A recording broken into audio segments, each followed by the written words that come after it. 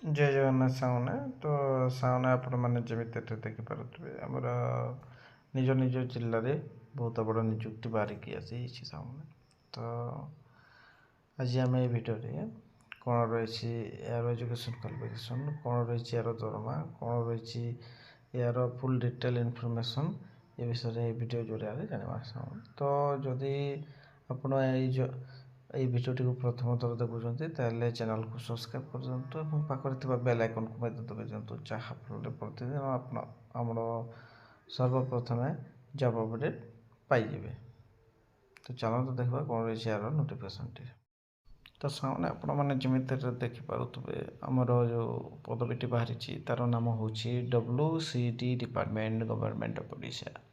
Type of ଜବ୍ଟି ଆପଣଙ୍କର ରହିଛି ପରମାନେଣ୍ଟ ଜବ୍ ରହିଛି, ଆମର ଟେମ୍ପୋରାରୀ ନେଇ ସବୁଦିନ ପାଇଁ ଆପଣଙ୍କର ଜବ୍ଟି ରହିବ। ତାପରେ ଆପଣମାନେ କ୍ୟାଟେଗୋରୀଟି ଦେଖିପାରୁଥିବେ ସ୍କୁଲ ଜବ୍, ଏଇଟା ଆମର ହାଇସ୍କୁଲ ତରଫରୁ ନିଯୁକ୍ତି ବାହାରିକି ଆସିଛି। ନେମ୍ ଅଫ୍ ଦ ପୋଷ୍ଟ ପଦବୀର ନାମ ହେଉଛି ଶିଶୁ ସେବିକା।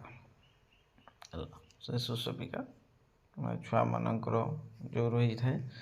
ଆପ୍ଲିକେସନ୍ ମୋଡ଼୍ଟି ଆପଣଙ୍କର ରହିଛି ଅଫଲାଇନ୍, ସ୍ପିଡ୍ ପୋଷ୍ଟ କିମ୍ବା ରେଜିଷ୍ଟର୍ଡ ପୋଷ୍ଟ ତରଫରୁ ହୋଇପାରିବ। ଆପଣଙ୍କର ଅଫଲାଇନ୍ ଆପ୍ଲିକେସନ୍ଟି ରହିଛି, ଆପଣମାନେ ପୋଷ୍ଟ ଅଫିସ୍କୁ ଯାଇକି ସ୍ପିଡ୍ ପୋଷ୍ଟ କିମ୍ବା ରେଜିଷ୍ଟର୍ଡ ପୋଷ୍ଟରୁ ଆପଣମାନେ କରିବେ।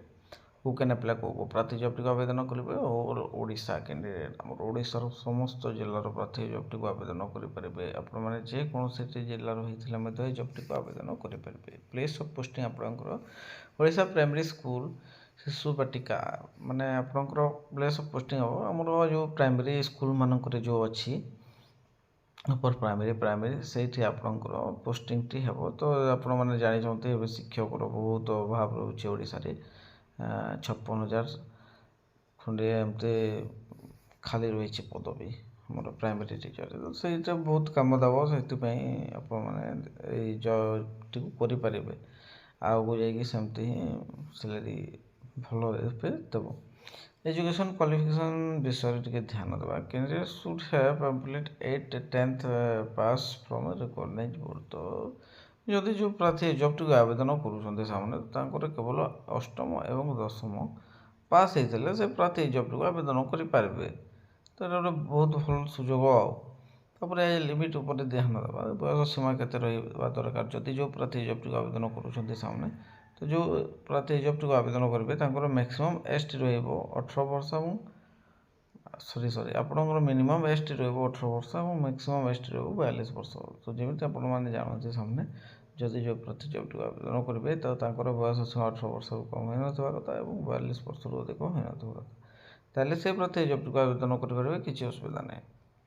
ସେହିପରି ନଜର ପକାଇବା ସାମନେ ଫର୍ ଓବିସି ଷ୍ଟୁଡେଣ୍ଟ, ତ ଓବିସି ଷ୍ଟୁଡେଣ୍ଟମାନଙ୍କ ଉପରେ ଏ ଯେଉଁ ଏଜ୍ ରିଲାକ୍ସେସନ୍ ରହିଛି ସେ 3 ବର୍ଷ ଦେବ ଏବଂ ST SC PWD ପ୍ରାର୍ଥୀମାନଙ୍କ ପାଇଁ 5 ବର୍ଷ ରହିବ ଏବଂ ଏକ୍ସ ସର୍ଭିସମ୍ୟାନ୍ ପ୍ରାର୍ଥୀମାନଙ୍କ ପାଇଁ 5 ବର୍ଷ ମଧ୍ୟ ରହିବ।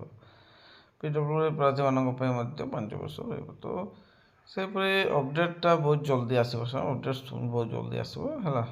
ଜେଣ୍ଡର ଆପଣଙ୍କର ଫିମେଲ୍ କେବଳ ମହିଳାମାନେ ଏ ଜବ୍ଟିକୁ ଆବେଦନ କରିପାରିବେ, ଫିମେଲ୍ କେବଳ ସେମାନେ ଦେଖିପାରୁଥିବେ ଫିମେଲ୍।